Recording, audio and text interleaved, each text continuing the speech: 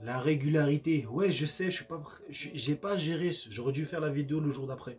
Contrairement au Nigeria qui est très souvent en finale, très souvent en demi-finale, je veux dire. Moi, je suis pas régulier, mais c'est pas grave. Merci à vous d'être arrivé aux 40 abonnés déjà. Barakallahu fikum. Merci à vous pour ceux qui ne comprennent pas. Barakallah. Et c'est parti aujourd'hui. On va parler.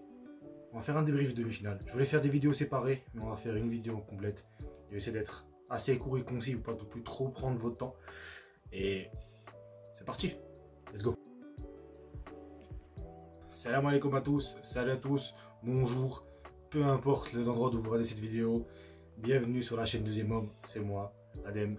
Aujourd'hui, on va parler, comme j'ai dit en introduction, des demi-finales. C'est-à-dire Sénégal. Wow. C'est-à-dire Côte d'Ivoire vs RDC Congo et Afrique du Sud contre Nigeria. Deux matchs que j'ai eu la chance de pouvoir regarder directement en direct afin de pouvoir avoir un avis clair et concis. Et on va commencer tout d'abord avec le match Afrique du Sud vs Nigeria. Donc dans ce match-là, comme je l'avais fait en preview, parce que je ne vais pas non plus répéter tout ce que j'ai dit, on va faire concis. C'est un match dont j'avais dit, pour moi, l'Afrique du Sud, si le Nigeria n'a pas Osimhen, ça allait être très compliqué pour eux. L'Afrique du Sud, pour moi, allait dominer dans le jeu. C'est ce qui s'est passé. L'Afrique du Sud a dominé dans le jeu, elle a été meilleure, elle a joué vers l'avant. Pour moi, c'est la meilleure équipe au niveau du jeu. Franchement, c'est impressionnant ce que fait Hugo Bross et son équipe. Il ne faut pas oublier non plus que beaucoup de joueurs se connaissent, mais bon, il faut aussi savoir les mettre ensemble. C'est comme ça qu'on constitue une sélection. Donc, très bonne équipe dans le jeu. Mais comme je l'ai dit dans le match, il y a eu un facteur X, c'est qui ? Monsieur Victor Osimhen. Tout le match, il a été génial. Autant dans le pressing, dans le leadership, dans ses actions, ses balles au pied. Il gagne des ballons. D'ailleurs, c'est lui qui gagne le penalty sur une superbe action individuelle. Franchement, c'est pas une question de ce que j'ai dit, mais cette question, ce joueur-là est impressionnant. Et c'est pour moi, il me fait penser un peu à Drogba de l'époque, à Yaya Touré en 2015 pour la Côte d'Ivoire.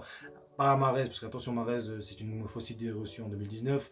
Un Mané dans la dernière compétition, un Salah dans la dernière CAN.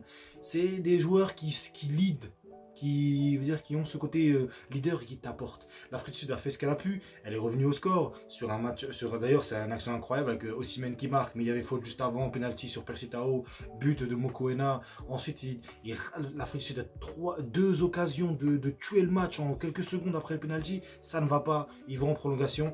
Mais en prolongation, je ne sais pas vous me direz en commentaire, j'ai trouvé l'Afrique du Sud assez peureuse, assez effrayée. Peut-être parce qu'ils voulaient, ils étaient peut-être rassurés vis-à-vis des performances de Williams au penalty. Peut-être qu'ils voulaient attendre les penalties pour pouvoir s'assurer une qualification. Je sais pas, j'ai trouvé un peu effrayé, un peu en mode gestion après le 1-1, alors qu'on les a vus quand même en première mi-temps très offensif, une équipe qui s'est jouée vers l'avant, qui prenait des risques. Mais là, alors qu'ils étaient à égalité, alors que voilà, c'est le moment, c'est les demi-finales, il n'y a plus rien à perdre. De toute façon, au pire, tu joueras une troisième place. J'ai trouvé un peu effrayé, un peu sur la retenue. C'est un peu dommage. Et le Nigeria, si on profitait, le Nigeria a fait un bloc bas, solide. Ils attaquaient en contre-attaque, mais bon, avec les sorties de Lookman, avec Chukwueze qui n'est pas incroyable, avec Osimhen qui est sorti aussi fatigué. On sentait que le Nigeria avait un seul objectif, c'était aller et donner tout au penalty. D'ailleurs, ils ont bien fait, seul au penalty, ils ont gagné. Et on a pu voir un peu le côté particulier de l'Afrique du Sud. Comme on l'a dit dans la preview, l'Afrique du Sud a un très bon collectif, mais individuellement, c'est souvent très moyen. Et on l'a vu face à une Nigeria qui compte beaucoup de joueurs européens, beaucoup de joueurs talentueux. Je peux citer Chukwueze, je peux citer Trostekong, qui est vraiment un vrai leader. Je peux citer encore une fois, je ne sais plus le joueur qui avait la touffe... bleu là qui est rentré, je crois que c'est un ancien un peu du collectif. Son penalty est très bien tiré. Du côté de l'Afrique du Sud, on a senti des joueurs un peu stressés, peut-être fatigués, mais un peu stressés. Un Williams qui, je pense, à cause de son problème d'épaule, n'a pas réussi à faire ce qu'il fallait faire. Et voilà, le Nigeria qui passe en finale. C'est mérité, hein, je vais vous le dire dans le match. Moi, j'aurais préféré l'Afrique du Sud parce que j'ai beaucoup aimé leur jeu. Et comme je l'ai dit, je les soutiens un peu dans cette compétition. Mais il faut dire la vérité. Dans une demi-finale, dans une compétition, il n'y a pas de réel mérite, c'est au bout. Tu vas au bout, tu gagnes. Le Nigeria a joué avec ses armes, elle a gagné. Osimhen sera en finale, peut-être pour enfin valider son titre de ballon d'or africain et peut-être assurer le prochain ballon d'or africain en gagnant. Et franchement, bravo au Nigeria. C'était un match, c'est un peu dommage qu'on n'ait pas vu un Nigeria un peu plus entreprenant, mais bon, c'est ce qu'on a vu dans la compétition, on en a parlé en preview. Et d'ailleurs, c'est un match qui était très intéressant, très attrayant vis-à-vis du scénario. Un scénario fou, comme vont dire beaucoup de gens. Mais contrairement à l'autre match qui était le plus attendu, mais pas aussi attrayant. Et on en parle maintenant. RDC Congo vs Côte d'Ivoire. Le coup de marteau. C'est bien ça, je crois. C'est le coup de marteau. Franchement, c'est ce qui s'est passé.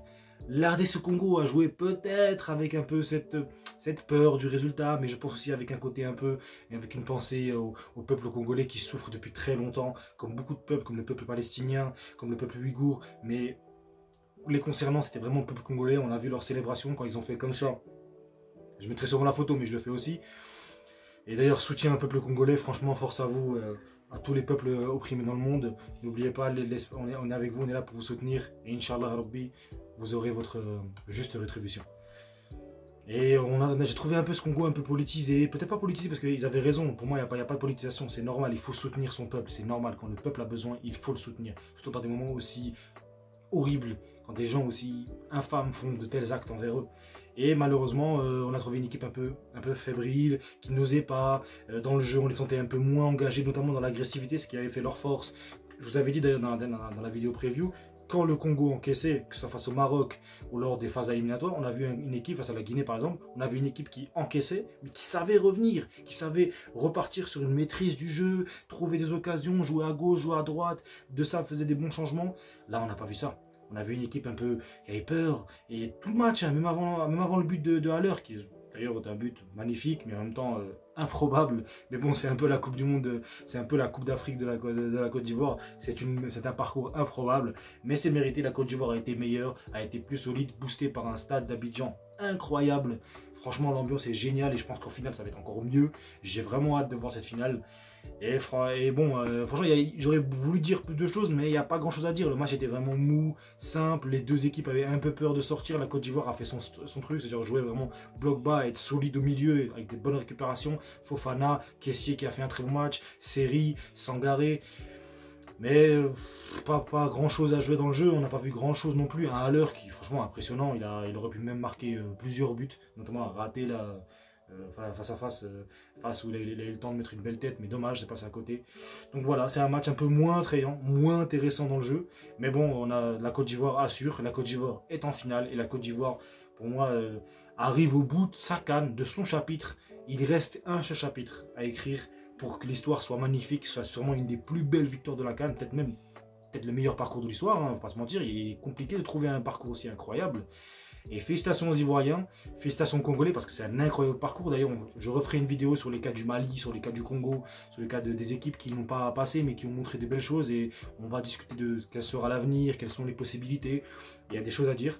Mais franchement, félicitations à toutes les équipes, félicitations au Nigeria aussi. Évidemment, je ne l'ai pas dit avant.